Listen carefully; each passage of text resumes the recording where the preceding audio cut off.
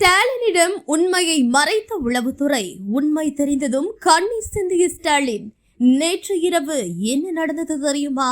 வாருங்கள் முழுமையாக பார்க்கலாம். 2026 தமிழக சட்டசபை தேர்தல் முடிவுகள் தமிழக அரசியல்ல இதுவரைக்கும் நிலவி வந்த அத்தனை தர்க்கங்களையும் தவிடு பொடியாக இருக்கு. அரசியல் ஆய்வர்கள், மூத்த பத்திரிகையாளர்கள், ஏன் மாநிலத்தின் ஒட்டுமொத்த உளவுத்துறை கூட கணிக்க தவறிய ஒரு வரலாற்று சாதனையை குறுகிய காலத்துல படிச்சிருக்காரு விஜயின் தமிழக வெற்றி கழகம். வாக்கு எண்ணிக்கை நாளான மே 4ஆம் தேதி காலை வரைக்கும் திமுக தலைமை அசைக்க முடியாத நம்பிக்கையில இருந்துச்சு. 200 இடங்களுக்கு மேல வெற்றி பெற்று மீண்டும் ஆட்சி அமைப்போம்னு முதலமைச்சர் ஸ்டாலின் அவர்கள் உறுதியா நம்பியிருந்தாரு.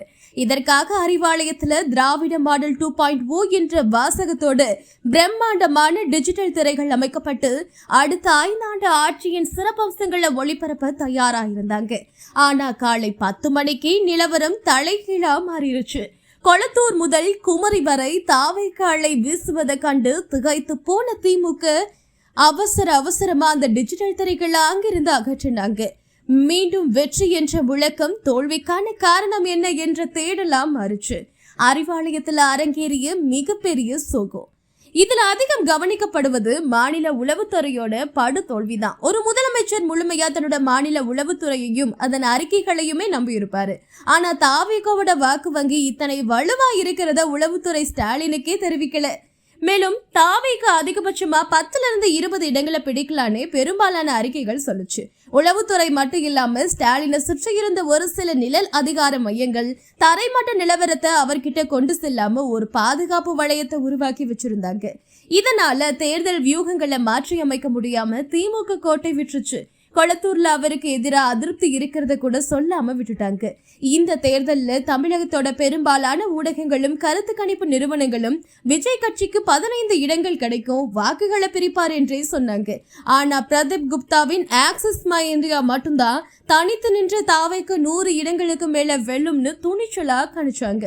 மற்ற நிறுவனங்கள் டேட்டா என்ற பெயர்ல மேலோட்டமான முடிவுகளை வெளியிட்டாங்க. கள ஆய்வின் மூலம் மக்களின் அடிமனதில் இருந்த மாற்றத்தை ஆக்சிஸ் மை இந்தியா மட்டும்தான் சரியா படம் பிடிச்சு காட்டுச்சு. நேற்று முடிவுகள் வெளியான பிறகு அந்த நிறுவனம் சொன்னது அப்படியே பழிச்சிருக்கு.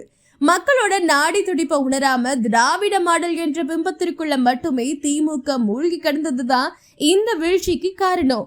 இளைஞர்களின் எதிர்பார்ப்பு, புதிய மாற்றத்திற்கான வேட்கை ஆகியவற்றை உளவுத்துறையும் மூத்த தலைவர்களும் முதல்வர்கிட்ட கொண்டு செல்ல தவறிட்டாங்க.